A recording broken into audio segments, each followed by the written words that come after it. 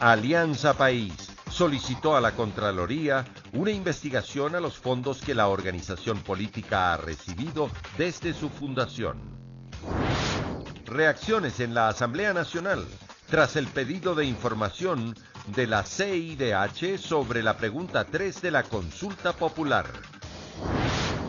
Gremio de médicos solicitan se apruebe el nuevo Código de la Salud con el cual se despenalizaría la mala práctica médica. Joaquín Meneses, deportista que sufrió un accidente en kayak, fue encontrado con vida en Morona, Santiago. En lo internacional, presunto violador en serie de niños en Colombia fue capturado en Venezuela.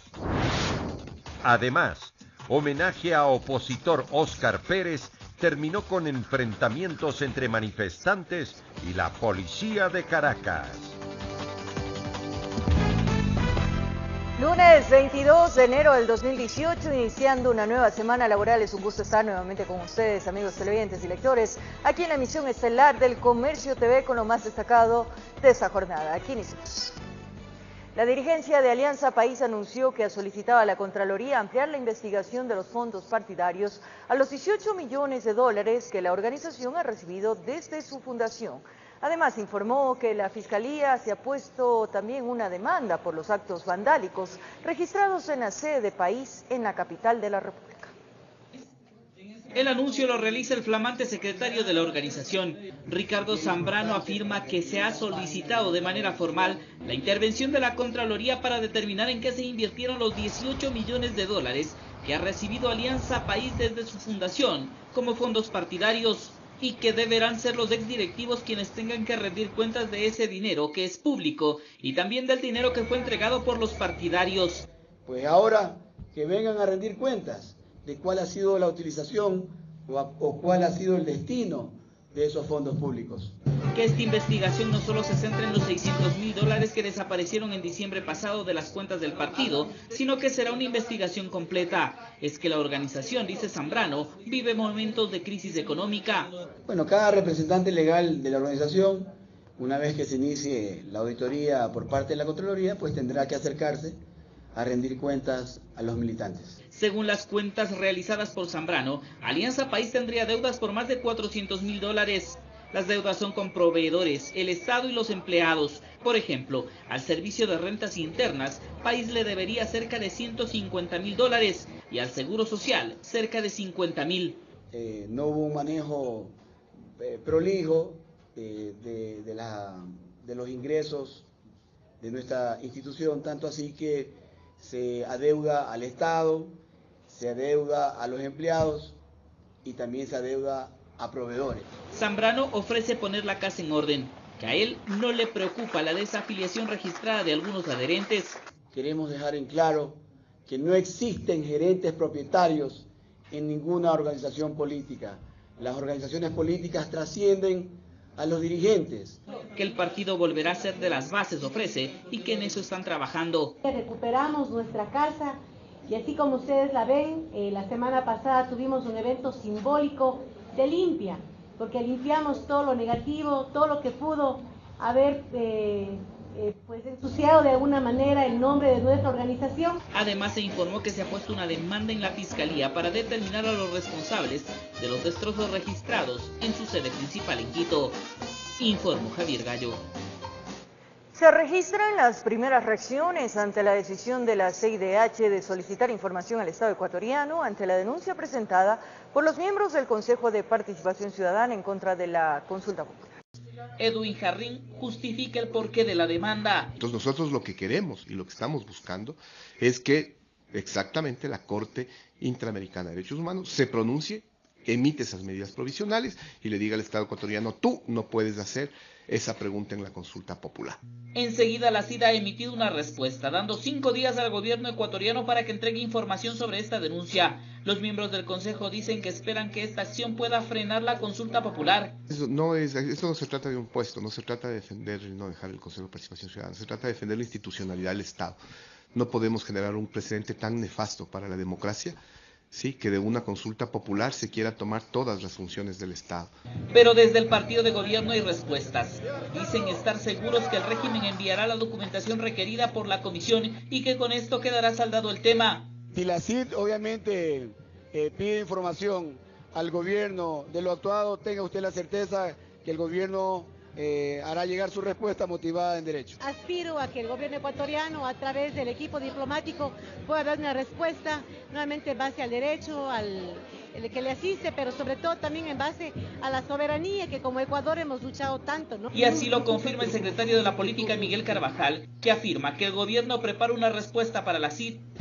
Los organismos pertinentes del Ejecutivo, conjuntamente con Procuraduría, están trabajando en el tema y responderemos. Es que para el gobierno, al no haber habido respuesta de la Corte Constitucional en los tiempos legales, el presidente estuvo facultado para convocar a la consulta popular. Que esta demanda no frenará la consulta, aseguran. No nos preocupa, pero como somos respetuosos del orden internacional, pues vamos a responder en los tiempos que correspondan. Que el Consejo de Participación será totalmente renovado con el apoyo del pueblo, aseguran. Preguntarle al pueblo soberano que elija a los 7 miembros del Consejo de Participación Ciudadana significa fortalecer la democracia.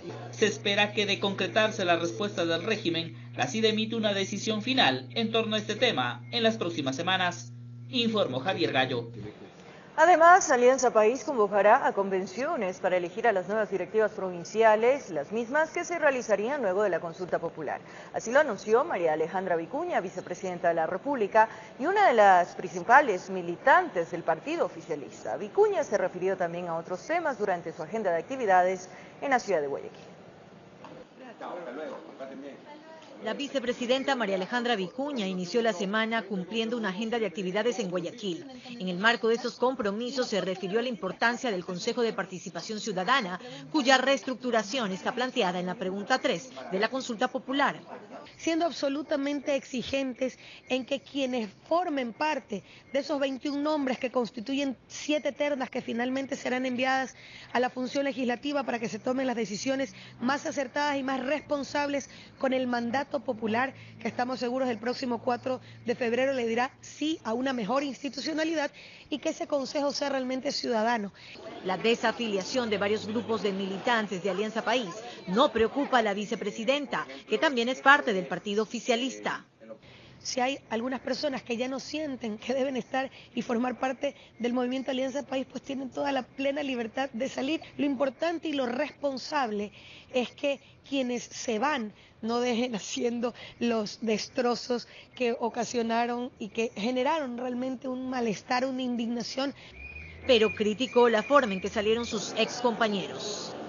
Como algunos malos elementos han generado estas acciones que rayan incluso en el vandalismo, como entregaron la central de los Chiris, u otros, por ejemplo, que se llevaron absolutamente todos. Parece que las donaciones a un movimiento político, algunas personas desubicadas las han entendido lamentablemente como donaciones a título personal.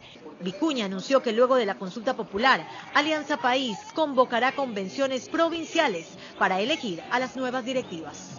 En un ejercicio necesario de fortalecimiento de la democracia interna de nuestra organización política que estamos empeñados, no de ahora, sino desde hace más de 10 años de fortalecer y de construir. Informó Marcela Maquilón. Cambiamos de tema. La aprobación del Código de la Salud en la Asamblea Nacional, entre otras cosas, incluiría la despenalización de la mala práctica médica, que actualmente está tipificada en Código Integral Penal. Esto tras los diálogos mantenidos entre el gobierno y el gremio de médicos. No sé si interpretarlo como un día histórico, porque los médicos han vuelto al Palacio de Gobierno, que es la casa de ustedes. Así fue como el presidente Lenín Moreno recibió en Carondelet a representantes de la Federación Médica Ecuatoriana en el marco del diálogo nacional. Ellos, por su parte, saludaron la invitación. Aplaudo este encuentro, señor presidente. Un encuentro que lo habíamos estado solicitando desde mucho tiempo atrás. Ahí se analizaron las propuestas que el gremio entregó en noviembre pasado a la Asamblea para que sean incluidas en el Código Orgánico de la Salud. Pero el tema que más relevancia tuvo fue la penalización a la mala práctica médica, que actualmente está tipificada en el Código Integral Penal. Ellos sugirieron en el texto que de existir dichos casos se resuelvan primero por vía administrativa. Actualmente, cuando hay una denuncia en la Fiscalía por mala práctica profesional, por el artículo 146, los médicos y demás profesionales quedamos en manos del fiscal, de los abogados y del juez y peritos mal preparados. Y sería por primera vez a través del Ministerio de Salud y el Código Orgánico que el Ministerio se involucre en las denuncias por mala práctica en la Fiscalía. Es decir, ya no estaríamos en indefensión. Y en la cita el gobierno demostró su apoyo a la propuesta. Creemos que esto tiene que ser atendido en el ámbito administrativo, con experticia, que quienes juzguen a los profesionales tienen que entender la particularidad de lo que implica las profesiones de la salud. De esta manera se espera que en 30 o 40 días el legislativo apruebe el código con los consensos obtenidos entre los médicos y el Ministerio del Ramo. En Quito informó Andrea Orbe. La posibilidad que el gobierno nacional vuelva a asumir el pago del 40% para cubrir las pensiones es una esperanza para recapitalizar el fondo de pensiones del Instituto Ecuatoriano de Seguridad Social IES, a decir de Joaquín Viteri, que es el exdirector del Seguro Social.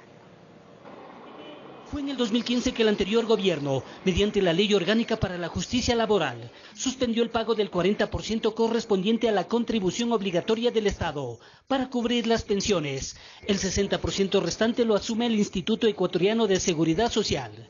El exdirector del IES, Joaquín Viteri, argumenta que esto contribuyó para desfinanciar económicamente al Seguro Social.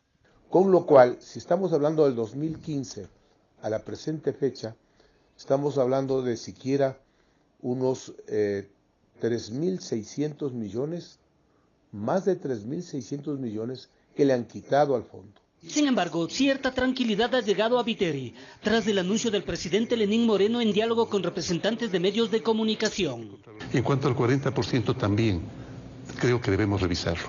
Pero no solo eso, sino que pensamos que la próxima persona que dirija el IES debe ser una persona técnica que nos va a ayudar muchísimo a corregir todas esas deficiencias. Para el régimen, lo primero será efectuar un examen actuarial que permita saber exactamente qué es lo que debemos hacer con el IES y cómo hacer para garantizar a futuro esas pensiones, esos servicios de los afiliados. Adicionalmente, Viteri cree necesario que se cubra la deuda que el gobierno nacional tiene con el IES, lo que suma alrededor de 2.900 millones de dólares. La seguridad social se encuentra en crisis, en una situación sumamente grave, que si no se adoptan medidas, primero el proyecto de ley que se remita para devolver el 40%, segundo, dejar sin efecto ya la resolución 501 por la cual se pasaron los aportes de pensiones a salud. El gobierno ecuatoriano no permitirá jamás que el IES quiebre, y menos aún que las pensiones de los afiliados disminuyan. Ellos no tienen absolutamente por qué pagar si es que ha habido deficiencias, si es que ha habido gobiernos irresponsables. Informó Héctor Romero. Ahora les contamos que dirigentes del movimiento político Unidad Popular acudieron a la Fiscalía Provincial del Guayas para solicitar el reconocimiento de firmas de la denuncia de falsificación ideológica y uso de documento falso en contra del expresidente de la República, Rafael Correa, respecto al monto de la deuda externa durante su gobierno. La fiscal provincial Patricia Morejón recibió el documento, pero dijo que este será remitido a la autoridad competente, que es el fiscal general del Estado, por tratarse de un exmandatario que goza de fuero de Corte Nacional.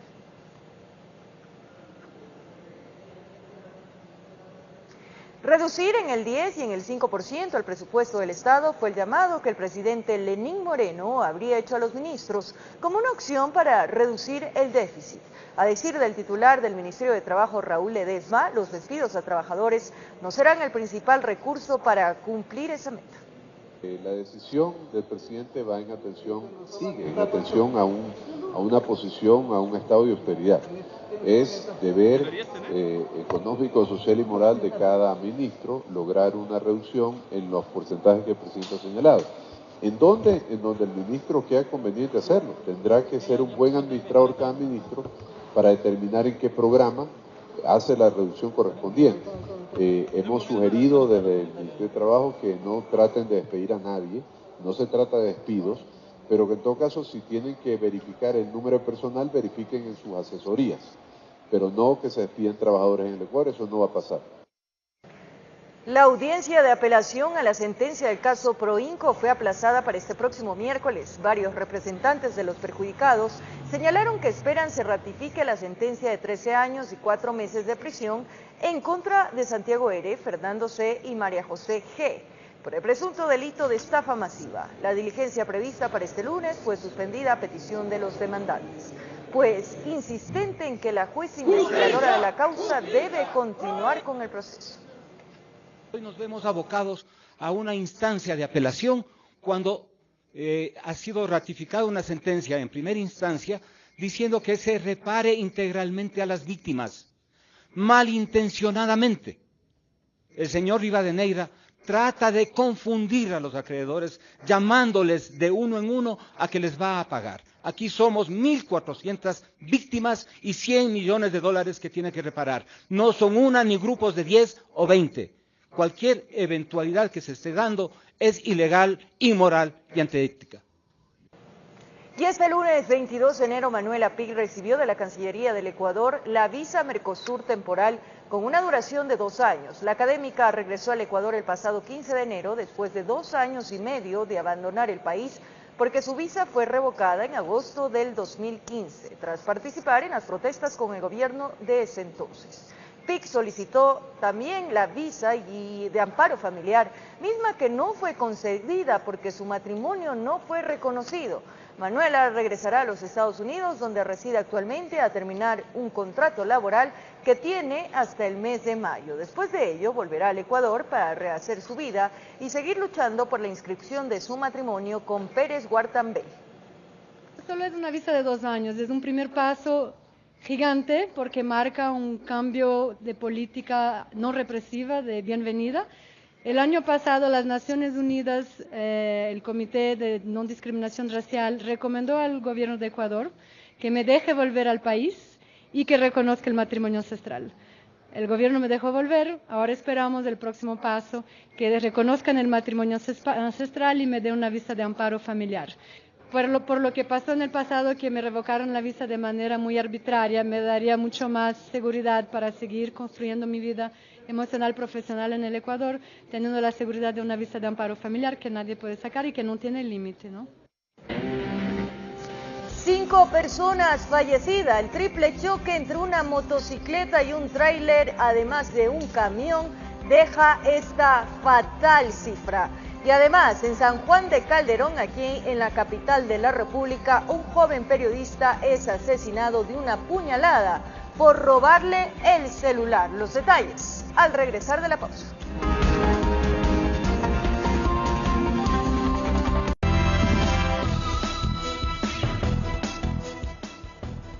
Gracias por seguir en sintonía del Comercio TV. Regresamos con más y como lo anunciamos, el triple choque entre una motocicleta, un tráiler y un camión dejó como saldo 5 personas fallecidas. El accidente ocurrió en la vía Santo Domingo Quevedo.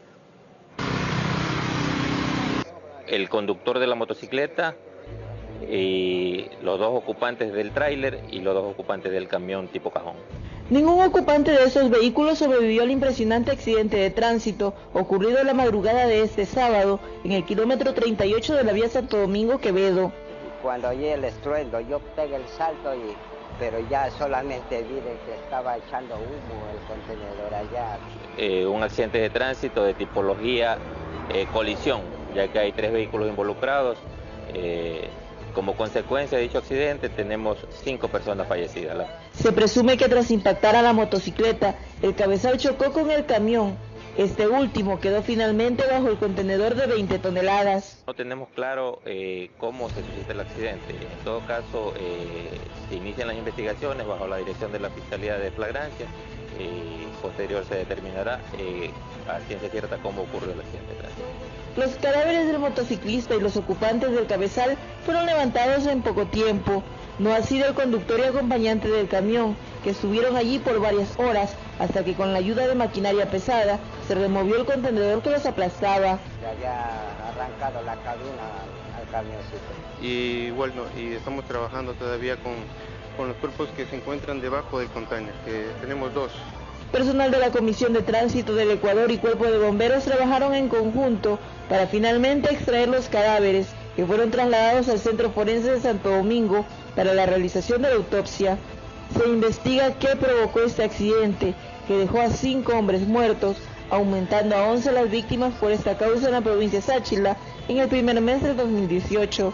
Extremar las precauciones, ya que tenemos una vía angosta, velocidad moderada y en lo posible no consumir bebidas alcohólicas al conducir. Desde Santo Domingo informó Gisela Moreira. Y en San Juan de Calderón, al norte de Quito, un joven locutor fue asesinado de una puñalada. Aparentemente se resistió al robo de su celular. Caminaba por una de las calles de San Juan de Calderón con su pareja y otros amigos. De pronto una motocicleta con 2 ocupantes les habrían interceptado para robarles los celulares. Bambu Rodríguez, como se hizo conocer en el medio radial comunitario, supuestamente se enfrentó a uno de ellos. En el forcejeo el delincuente le propinó una puñalada mortal en el pecho. Este tipo les dice ya que esto es un asalto y le entreguen todo lo que ellos tenían. Ellos entregan sus pertenencias, entregan sus celulares, todo. Malherido fue llevado a una casa de salud, pero no resistió, llegó prácticamente sin vida. Ahora descansa en una fría caja. Su voz fue apagada por manos asesinas, supuestamente un celular lo llevó a la tumba. A una de las voces de Cero Latitud. Era el payasito de casa, cuando había reuniones, él era el que animaba las fiestas. La noticia de su muerte impactó a muchos de sus oyentes que lo escuchaban por internet. Por su carisma se ganó rápidamente al público. Un joven que hizo de la radio comunitaria su plataforma para acercarse a quienes lo escuchaban al otro lado del micrófono. Estamos acá a través de www.cerolatitud.es. Recuerda que Cero Latitud es comunicación, arte y cultura. Sus compañeros de cabina saben que se apagó una voz prometedora, una voz fresca, de esas que solas se ganan al público, que poco a poco se fue escalando. En este nuevo año le llegaron retos, propuestas, pero Bambu no las pudo concretar. Se queda en la imagen cuando te acuerdas de él, te acuerdas de una persona alegre, molestosa, con un chiste, con un chascarrillo. Unidades especiales de la policía trabajan en el campo para ubicar a los responsables del crimen. Esperan entregar resultados en los próximos días. Esta muerte no va a quedar en impunidad, estamos realizando todas las actividades necesarias. La consola, el micrófono, la computadora, amigas de largas jornadas de trabajo están de luto. Se silenció para siempre la voz de Víctor Rodríguez, el Bambu de la locución. En Quito informó Iván Casamen. En el distrito Calderón, presunto microexpendedor de droga fue detenido con algunas evidencias. En el mismo sector, 2 motocicletas reportadas como robadas fueron recuperadas. Por algunos minutos se pasearon en motocicleta ajena. Los supuestos pillos hicieron un pare para comprar algo, sin imaginarse que el propietario y la policía los buscaban intensamente. El dueño corrió con suerte, su vehículo no estaba muy lejos. En ese instante pasó un patrullero, yo pedí la ayuda de los señores oficiales, pero hasta pedir la ayuda de uno, el otro se escapó y el uno le sometimos con unos vecinos y mi sobrino que estaba en ese momento ahí. La moto fue ubicada estacionada en la vía. Los 2 ocupantes, al ver la presencia de los uniformados, huyeron. Uno saltó a la quebrada y el otro fue detenido. Se recuperó 2 motos robadas. Esta persona no tiene antecedentes, pero es una de las personas que estaba dedicada al robo de las motos. El jefe del distrito Calderón, coronel Carlos Blanco, explicó que en 15 segundos se llevan un vehículo, una motocicleta en 10, escuchó bien, en 15 y 10 segundos. De ahí la recomendación a tener más cuidado donde estacionan los autos para evitar perder un bien adquirido con esfuerzo. Para el caso de las motos, aprovechaban el descuido de las personas, motos estacionadas, o si estaban en capacidad de asaltarlos violentamente, les agredían. Así también en el distrito Calderón, los patrullajes preventivos en base a la georreferenciación del delito dejan buenos resultados. Un presunto microexpendedor de drogas fue sorprendido cuando caminaba con 24 envolturas de lo que sería cocaína y 3 fundas medianas Cipro con marihuana. Se procedió a realizar un patrullaje antidelincuencial, asimismo se pudo visualizar un sujeto en actitud sospechosa, por lo que se procedió a realizar un registro corporal encontrando en su poder sustancias sujetas a fiscalización. El sospechoso de 37 años de edad fue sorprendido en delito flagrante y puesto a órdenes de la autoridad judicial. En Quito informó Iván Casamen. El deportista desaparecido Joaquín Meneses fue encontrado con vida en la provincia de Morona, Santiago, después de sufrir un accidente cuando practicaba kayak junto a sus amigos. La mañana de este lunes fue localizado con vida Joaquín Meneses, reconocido deportista ecuatoriano, que sufrió un accidente cuando practicaba kayak junto a sus amigos en el río Abanico, en la provincia de Morona, Santiago. ¡Aquí está, ñaño! ¡Lo encontramos! Fue el estadounidense Jeremy Stewart, sobreviviente del accidente, quien alertó a los familiares de Meneses y posteriormente a las autoridades. Un saludo muy especial. Según los rescatistas, Joaquín Meneses presentaba laceraciones en su cuerpo, pero su condición de salud era buena. Tras las primeras atenciones, inmediatamente fue trasladado a las instalaciones de la represa, donde lo esperaban sus familiares, para quienes el sentimiento de angustia terminó al ver a su hijo con vida.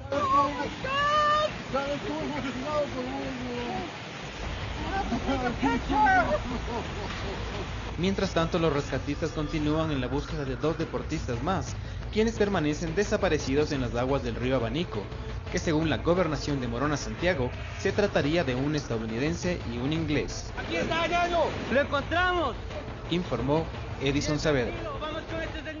En el tema salud, 2 adultos mayores murieron tras complicarse sus cuadros de virus de influenza tipo H1N1. El temporal invernal que ha afectado al centro de la Amazonía sería la principal causa para el desarrollo de la enfermedad. Además, 4 personas permanecen en estado crítico en el Hospital General del Puyo con distintas infecciones respiratorias.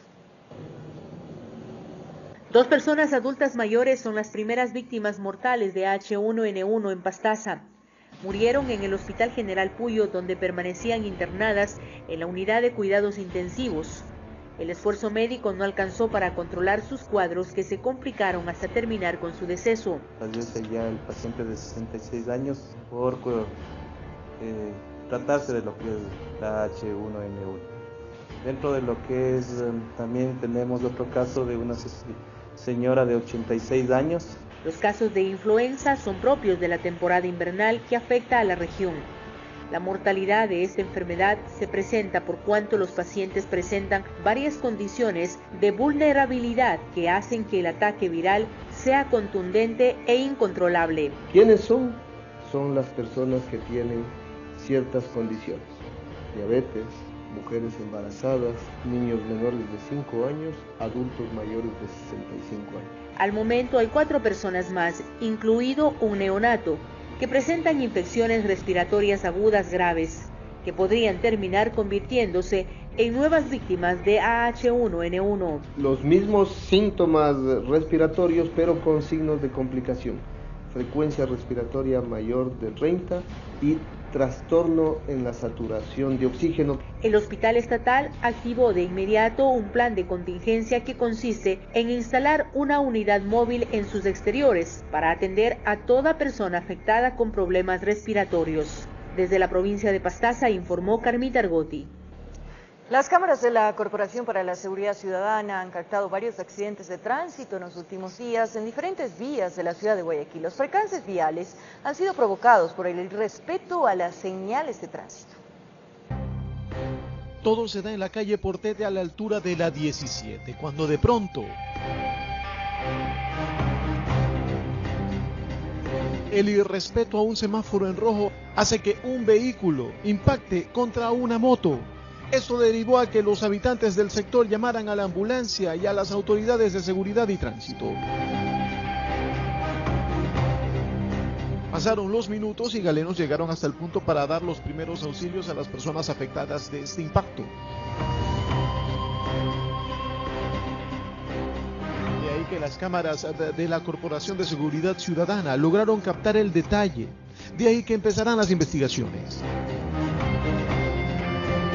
Pero no solo este accidente fue captado por parte de las cámaras Ojos de Águila, también en el norte, específicamente en La Garzota, vemos cómo un vehículo pierde el control, impactándose contra un poste de alumbrado eléctrico.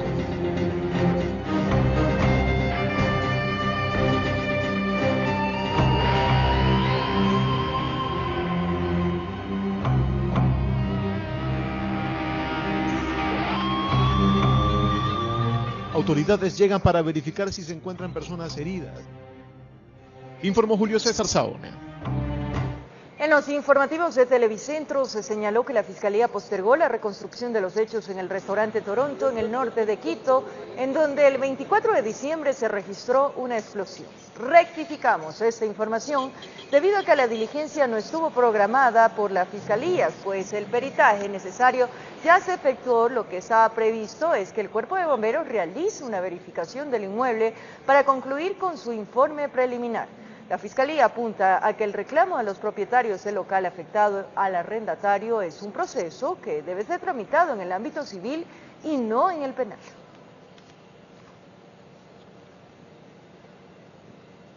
En el ámbito político, la Unidad Judicial Laboral de Quito ratificó la resolución para dejar sin efecto la suspensión emitida por el Consejo de Administración Legislativa CAL en contra de la asambleísta Cristina Reyes.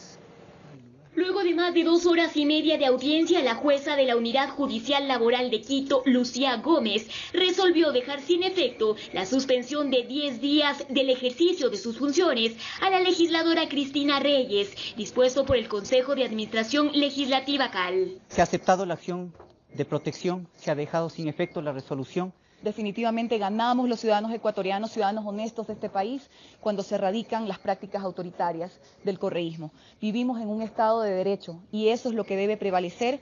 La defensa de la asambleísta Reyes estableció durante la diligencia que se violó el debido proceso, asegurando que lo resuelto por el CAL no habría estado correctamente motivado. Que todos los actos administrativos deben estar debidamente motivados, sino que una exhortación al Consejo de la Administración Legislativa dominada por el oficialismo. Debatir, deliberar, ya dejemos atrás esas prácticas del correísmo de intentar censurar las voces críticas. La jueza dictaminó la acción bajo el argumento de que se violaron los derechos de Reyes. Y también se restablecieron los derechos de forma inmediata de la doctora Cristina Reyes, asambleísta nacional. Hemos sentado un precedente y espero que el CAL pues acoja esta resolución judicial porque es de carácter obligatorio e inmediato. La legisladora del Partido Social Cristiano fue sancionada el pasado 10 de enero junto a Ana Galarza y Augusto Espinosa por estas declaraciones. He cumplido con mi deber. Mis declaraciones en las que dije que el Consejo de Alcahuetería Legislativa había mutado de nombre, lo hice dentro de un contexto político cuando ellos archivaron el juicio político del ex vicepresidente Jorge Glass. Ante ello, por su parte, el presidente del Legislativo, José Serrano, escribió en su cuenta de Twitter: lamentable decisión de acción de protección de asambleísta Reyes. Por la institucionalidad del país, una vez notificados, acataremos y también apelaremos. La señora jueza olvidó autorizar uso de ceniceros y pistolas en el Pleno porque tampoco hubo motivación para su prohibición. En Quito informó Adriana Rojas. La aviación del ejército ecuatoriano cumplió su aniversario número 64, donde 2 nuevos helicópteros que repotenciaran las capacidades operativas de las Fuerzas Armadas engalanaron el evento. Veamos. Presidente del Sistema del Arma de Aviación del Ejército. En el marco del aniversario número 64 de la aviación del Ejército, se entregaron 2 nuevos helicópteros que repotenciarían las capacidades operativas de las Fuerzas Armadas. Por lo tanto, estas 2 aeronaves que son entregadas a la aviación del Ejército son 2 aeronaves que son entregadas por el esfuerzo de ellos y para ellos mismos. Estamos pendientes de entregar a nuestra aviación las condiciones materiales y humanas adecuadas para insertarla con mayor dinamismo en un proceso de franca modernización del ejército ecuatoriano. Estas 2 aeronaves prestarán el servicio de auxilio mecánico, traslado de personal, apoyo de operaciones militares, entre otras tareas que la aviación del ejército cumple en favor del desarrollo nacional. Es multipropósito, ¿no? Pero para comando y control, para realizar visitas de comando. Se dio a conocer también que la reconstrucción del helicóptero Puma estuvo a cargo de técnicos ecuatorianos de la aviación del Ejército. Así también se indicó que la reposición de la nave accidentada en Pastaza en noviembre del 2015 fue posible gracias a la aplicación de las garantías que dio la aseguradora. Para que a través del pago de la póliza de seguro Sucre se adquiriera para el Ejército 2 helicópteros de Curiel tipo Fennec. Uno de ellos ya encabeza el marco de esta ceremonia en espera del arribo del segundo helicóptero que se realizará en el mes de abril. Con respecto al presupuesto que se recibió por los DRUV, el ministro de Defensa Patricio Zambrano mencionó que están a la espera del informe técnico de la Fuerza Aérea Ecuatoriana para la compra de 6 nuevos helicópteros. Estamos haciendo el análisis técnico, eso deben entregarnos las personas que conocen, las personas que saben qué tipo de aeronaves deben ser compradas para reponer a los DRUV. Por lo tanto, en el momento que tengamos el informe, el Ministerio de Finanzas se ha comprometido a entregarnos los recursos. Con respecto a los aviones de combate, se mencionó que los repuestos estarían llegando en los próximos meses a Ecuador. Además, dio a conocer que la compra de los 5 radares nuevos estarían funcionando en su totalidad. Estamos manteniendo vigilancia en territorio nacional, en casi el 100% del territorio nacional. Con respecto a la Marina, el ministro de Defensa mencionó que se está trabajando de la mano y que se estaría analizando la propuesta para la compra de nuevos barcos para fortalecer las capacidades operativas de la Armada. Informó Patricia Aldaz. Retomamos la información de carácter judicial. Una nueva diligencia se desarrolló en torno a la investigación por la desaparición y presunto asesinato de David Romo. En esta ocasión, las autoridades buscan reconstruir los tiempos de desplazamiento que le habría tomado al joven la noche en que desapareció. Con el fin de conocer los tiempos de desplazamiento que le habría tomado a David Romo la noche en que desapareció, este jueves la Fiscalía desarrolló una nueva diligencia en torno a esta investigación. Agentes fiscales y peritos se reunieron en los exteriores de la Cárcel 4 en el norte de la ciudad, desde donde se trasladaron a 2 sitios en los que presuntamente habría estado el joven la noche del 16 de mayo del 2013. Y de ahí salimos hacia Pizulí, pero salimos a Pizulí como que estuviéramos en un jet supersónico. No sé cuál era el apuro de la diligencia, porque estoy segura que las personas que secuestraron a mi hijo no se movilizaron de esa manera, de esa forma, en esa velocidad. Posterior de este recorrido, se trasladaron al sector de Rumicucho. Se caminó como que David hubiera caminado hasta cerca de la bomba de Rumicucho para establecer tiempos, pero todo lo que se hizo ayer no me lleva a esclarecer la investigación. Una reconstrucción de los tiempos que llega a pocos días de culminar la instrucción fiscal, misma que a decir de la madre de Romo, Alexandra Córdoba, le ha dejado más dudas que certezas, pues considera que dentro de esta diligencia no se habrían tomado en cuenta varios aspectos importantes. El bus en el que mi hijo se transportaba, en el que le vieron por última vez y de ahí desapareció, tampoco llegó a la parada final.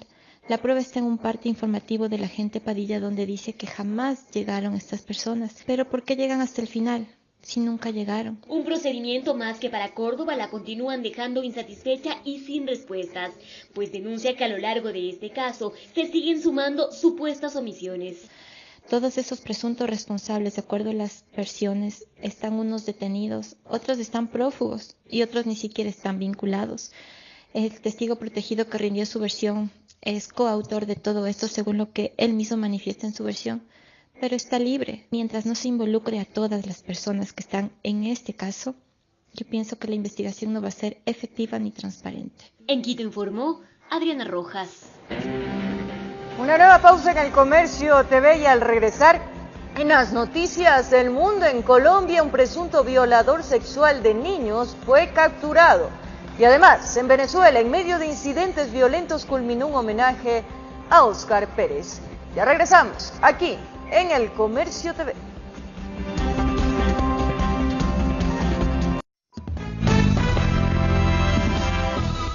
Ha sido un placer estar con ustedes, amigos. Nos despedimos. Un buen inicio de semana para todos. Nuestros mejores deseos. Un abrazo.